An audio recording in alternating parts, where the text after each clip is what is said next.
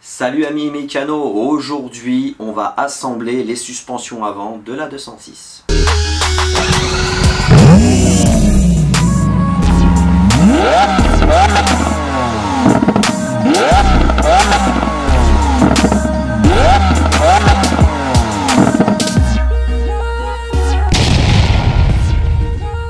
Salut amis mécanos, bienvenue dans mon petit garage. Certains diront, JP c'est pas un garage, c'est un box. Tu me fatigues. Alors, comme vous le savez, on est en train de refaire le demi-train de la voiture de Madame Mécanique, la 206. Donc là j'ai tout racheté à neuf, j'ai acheté amortisseur, coupelle. Et là on va tout réassembler avec le ressort, mettre le ressort sous pression correctement, en toute sécurité. Et tout réassembler et puis voilà quoi, tout simplement. Et puis une fois que les amortisseurs seront assemblés, on les remettra sur les porte-moyeux tout simplement. Allez, on y va, on perd pas de temps, c'est parti. Alors les amis, nous voilà devant les pièces toutes neuves. Alors voilà, les amortisseurs avant, les coupelles et les ressorts sont juste en bas. Vous ne les voyez pas, ils sont pas dans le champ du cadre. Bon, les ressorts je les ai nettoyés. J'ai remis un petit coup de peinture dessus parce qu'il y avait quelques petits points de rouille, mais vraiment léger. Donc voilà. Alors j'ai choisi de prendre des coupelles de marque Monroe, des amortisseurs de marque TRW aussi bien pour l'avant que pour l'arrière. On se reverra bientôt pour remplacer les arrières parce que là la voiture est levée de l'avant mais pas de l'arrière et j'ai pas envie de me prendre la tête pour l'instant. D'abord je vais me focaliser sur le train avant, on fera l'arrière plus tard. Avant le CT bien sûr, mais on fera l'arrière plus tard dans une autre vidéo. Même si je sais que ça prend pas énormément de temps, mais il y a quand même quelques subtilités à ne jamais oublier quand on fait des amortisseurs arrière. On va positionner l'amortisseur. On va couper ça. Et là vous avez vu hein, la vitesse à laquelle il est remonté. Rien à voir avec ce que je vous ai montré l'autre fois. Donc on positionne son amortisseur convenablement. On ne serre pas trop fort pour éviter de déformer la jambe de force. Le jeu de coupelle avec les roulements, enfin les coupelles, les paliers d'amortisseur avec les roulements sont là. Donc là maintenant ce que l'on va faire, oups, je me suis trompé, hop là. On va prendre de la graisse cuivrée. On va dire JP, arrête avec ta graisse, tu nous saoules, il y a trop de graisse dans ta voiture. Non, il n'y a jamais assez de graisse frérot, il n'y a jamais assez de graisse. Donc déjà, on va présenter le roulement sur sa coupelle comme ceci. Donc pour ça, on prend un peu de graisse cuivrée et on en met là. Crois-moi que ton roulement de palier, il va être heureux. Il va être heureux que tu lui mettes de la graisse, parce que crois-moi, ça prend tellement de flotte cet endroit-là, que c'est toujours mieux de mettre de la graisse, comme ça au moins, ça évite en fait qu'il y ait de l'eau qui vienne s'infiltrer justement dans le roulement de palier. Et crois-moi, c'est beaucoup mieux comme ça. Crois-moi. En règle générale, de toute façon, dès que tu commences à avoir des points durs sur ton véhicule, tu as une chance sur deux pour que ça soit un roulement de palier qui soit complètement grippé, dû justement aux intempéries, la flotte et tout le bordel. Là, regarde, tu vois, ça rentre tout seul. Ça rentre réellement tout seul. Donc là, maintenant, ce qu'on va faire, maintenant qu'on a préparé les coupelles, les roulements de coupelle et tout le Bastaclan, ce qu'on va faire c'est qu'on va comprimer ce fameux ressort.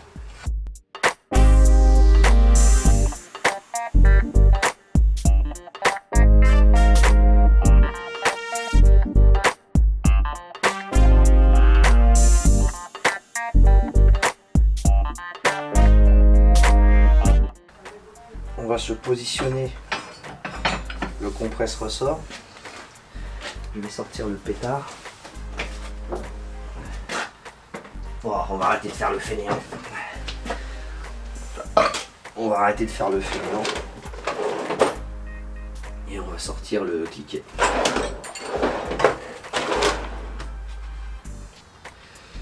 Donc normalement, si je dis pas de bêtises.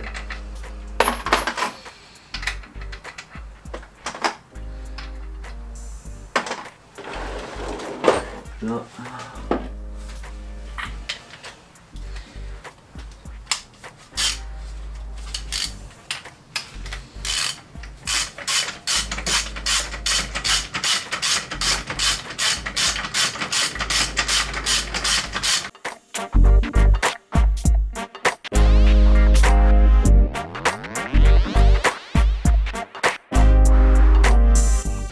De toute façon, vous pourrez vous prendre qu'entre 3 spirales sur une 206. Vous ne pourrez pas aller plus loin parce qu'après, sinon, cette partie de l'amortisseur va vous gêner ou sinon, c'est la coupelle qui va vous gêner. Donc, vous pourrez vous prendre que sur 3 spirales. Ça, c'est sûr et certain.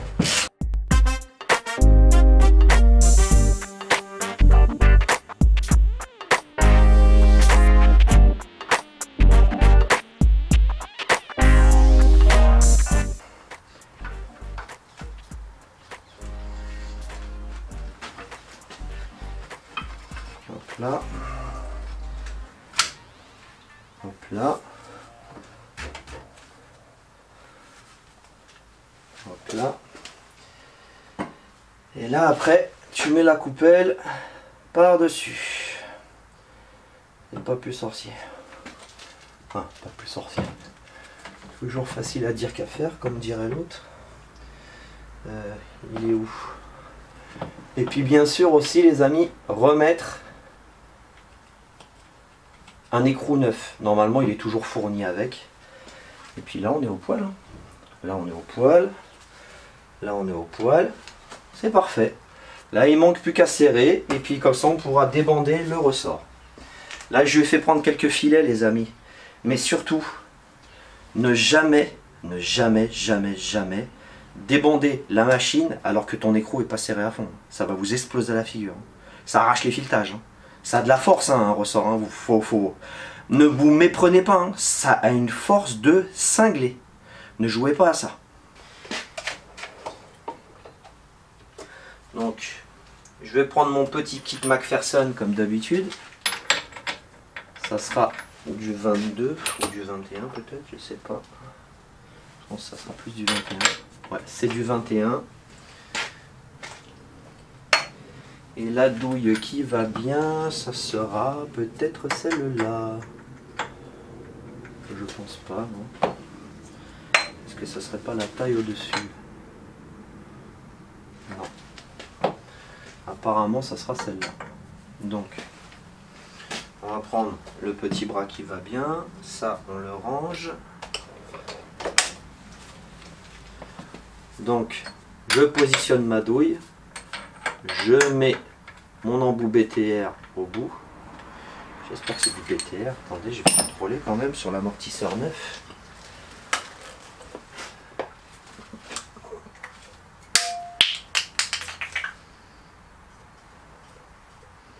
Ouais, c'est bien du BTR. C'est bien du BTR.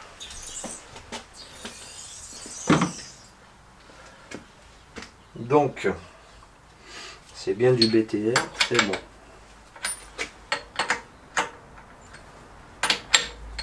Là, on positionne. On met ça là comme ça. Et on met ça là comme ça.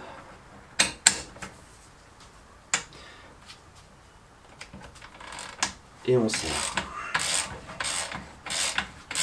Jusqu'à bien sûr qu'on arrive en butée. Une fois qu'on est en butée, tu peux desserrer les fesses et aussi ton compresse ressort.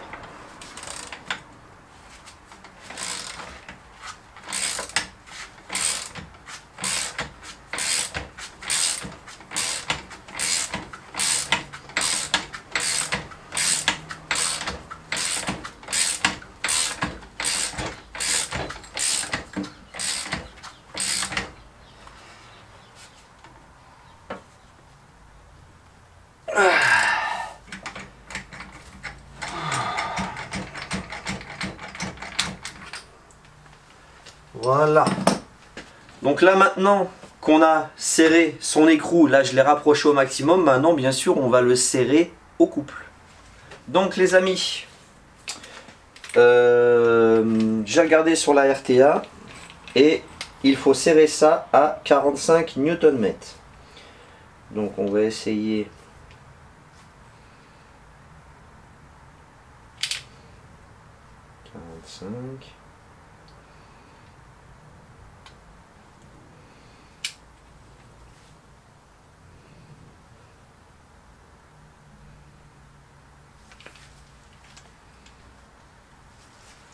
Voilà, elle est réglée à 45, douille de 21. Et puis bah, on va essayer de... Ça va être compliqué.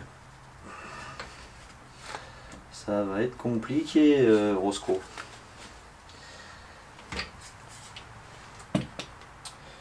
Ce qu'on va faire pour pouvoir serrer justement l'écrou, je vais desserrer le ressort. Je vais débander le ressort. Donc là.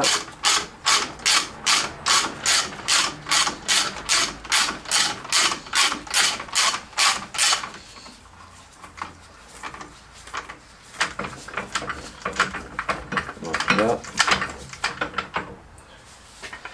Hop là. Voilà pour ça. Et là maintenant je prends ma clé dynamométrique qui est réglée à 45 Nm. Et là maintenant on va pouvoir serrer ça avec amour et tendresse. Enfin si on y arrive. À la rigueur, ouais, on pourrait essayer de se mettre l'étau. Comme ça à la rigueur. Attendez. On va tenter un truc. Donc là.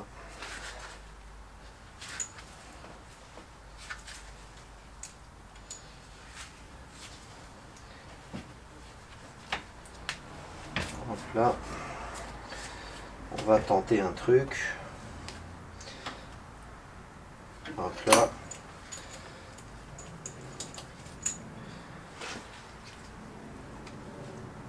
Hop là. On va tenter un truc. On va essayer de se le faire comme ça à la wall again.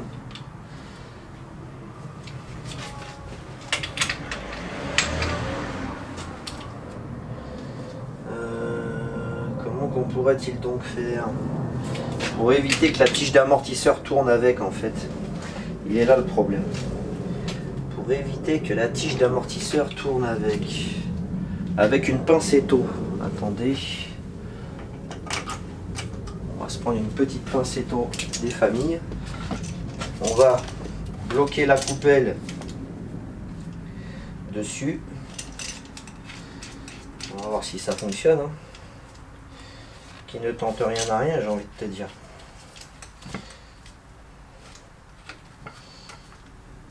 Donc là. Voilà. Là, elle vient de se, la pince étau vient de se plaquer sur l'établi. Là, on va essayer. Non, ça tourne. Ouais. De la baise. Donc le mieux, je pense.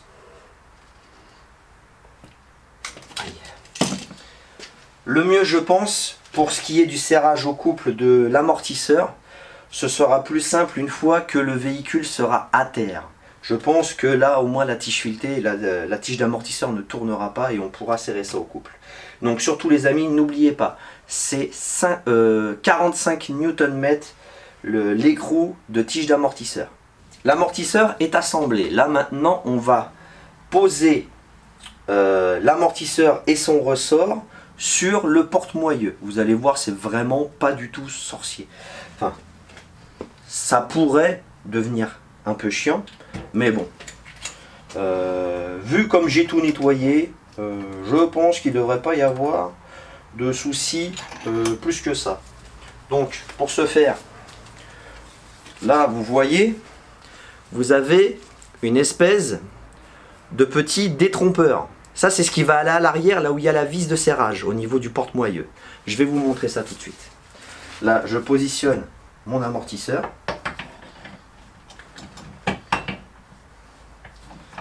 Hop là, on va y arriver.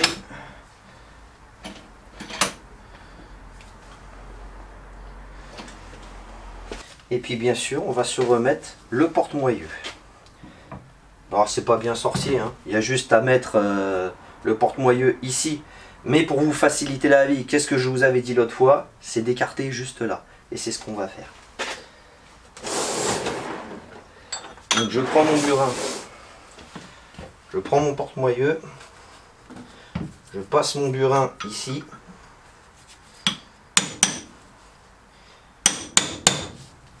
Puis on va écarter un petit peu. Comme là, là. Là, normalement, ça devrait rentrer tout seul. Hop là. Regardez.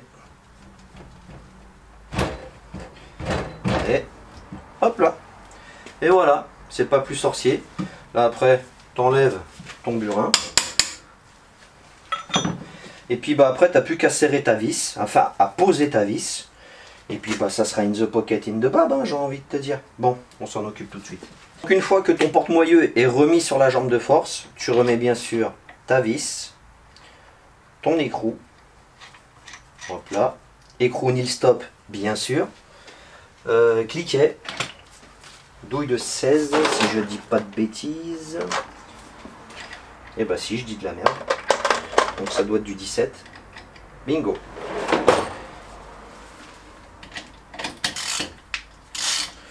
On approche l'écrou au maximum et après on va se serrer ça au couple.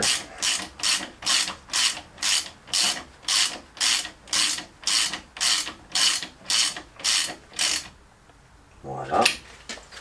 Rapprocher au maximum. Et là maintenant on va prendre sa RTA.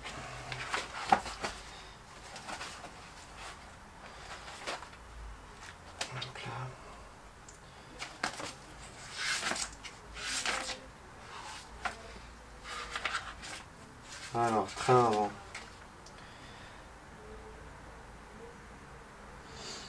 Alors, fixation inférieure, élément de suspension.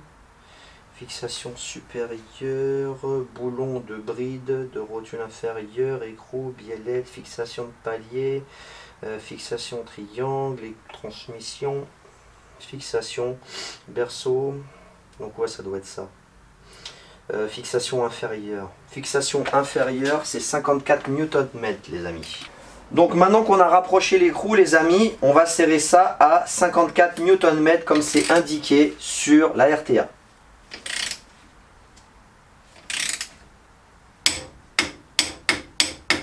Voilà. Jean-Fifi, arrête de claquer la clé dynamométrique 50 fois, ça fausse le serrage. Vous en avez pas marre de dire de la merde, sérieux là? Bon les amis, le côté droit est fait. Bon, je vais vous épargner le côté gauche, c'est exactement le même rituel. Donc là, après, une fois tout ça réassemblé, et bien bien sûr, on va pouvoir le remettre sur le véhicule. On va se laisser là les amis. Je vous dis tous à très bientôt pour une autre vidéo pour le réassemblage de la 206 de Madame Mécanique. N'oublie pas de balancer ton like, ça aide au référencement de la vidéo. Balance un commentaire, si tu as des questions, vas-y, j'hésiterai pas. Si je sais, je te le dis, si je sais pas, je te le dirai aussi. Mais partage en masse, abonne-toi si ce n'est pas encore fait et active la cloche de notification. Et puis bon bah surtout les amis, soyez très prudents quand vous faites de la mécanique, respectez les normes de sécurité comme je le dis tout le temps. Et puis bon bah voilà, on se dit à très bientôt. Allez, peace and love et paix sur vous.